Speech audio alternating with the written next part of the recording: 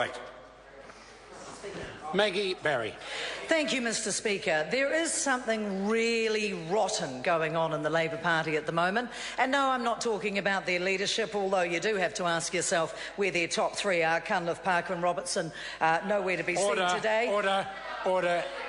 It is just out of order to refer to the absence of members within the chamber. Certainly. But there is a silence from the Labor leadership which makes a change from the sort of gaffes that they're normally associated with.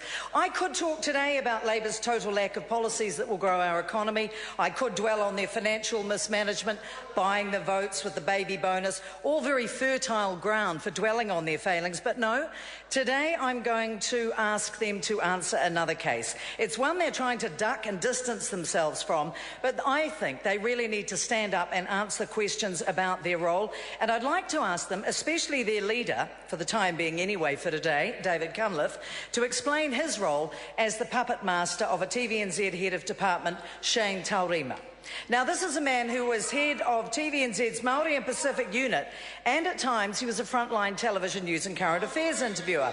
Now, this is a position or a series of positions that have actually given him unbridled power, setting the agenda for news and current affairs programs such as Whakahuia, Te Karere and Marae Investigates. This is an individual whom his organisation TVNZ trusted because, he, as you all know, I think in this House at least, he was the unsuccessful candidate for the by-election selection for Ikaroa Rāwhiti. And then he went back to his old job at Television New Zealand, saying, when he was asked by his bosses, that he was putting journalism ahead of politics. Well, that's a Tui billboard moment, because as it turns out, that was not so. What he was doing was that he was up to his neck in organising political meetings, actually in the buildings of Television New Zealand. Indeed, in Hobson Street at TVNZ in Auckland. I worked there many years myself. In fact, I worked in television news and current affairs for the state broadcaster, for both Radio New Zealand and television, for the best part of 30 years. It would never have happened then.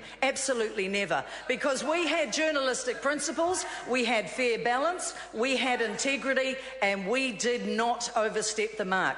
This man did. When he was asked by his employers at Television New Zealand if he'd chosen journalism over politics, he said journalism. Their only mistake in this, in my view, is that they trusted him. They took him at his word because he'd been in the job for 12 years and he was somebody that they thought knew which way was up. Well, as it turns out, he did not. And his staff also have a case to answer because they used their Television New Zealand emails to actually organise branch meetings in the building of Television New Zealand. Now, all of this is terrible. It's a disgrace, actually. And Television New Zealand, because the Broadcasting Minister Craig Foss have asked them as well, are calling a review into this, and they are very disappointed, and they admit that in retrospect they shouldn't have reappointed him to that job. But I ask the Labor Party this, and in particular David Cunliffe and the leadership, such as it is in Labor, what was their role in all of this? What were they doing allowing this to happen?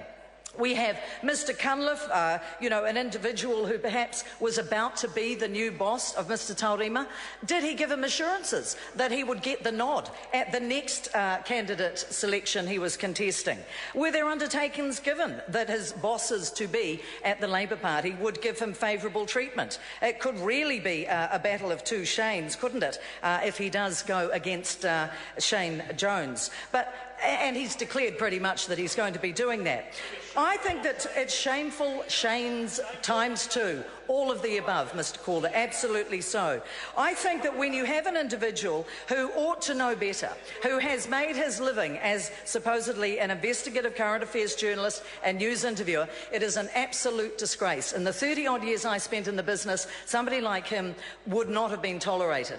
I don't know how duplicitous he must have been or how arrogant he must have been and his staff to think that they could have got away with it. Someone like Paul Henry has been, an individual who has a late-night show, and it's a bit of an old chat show. He's a known opinionator, a known guy to peddle his views, and he's someone who I suppose you could call a bit of a shock jock, really. Shane Taurima, on the other hand, was a self-styled individual who had integrity and who supposedly held journalistic integrity close. I don't think he did.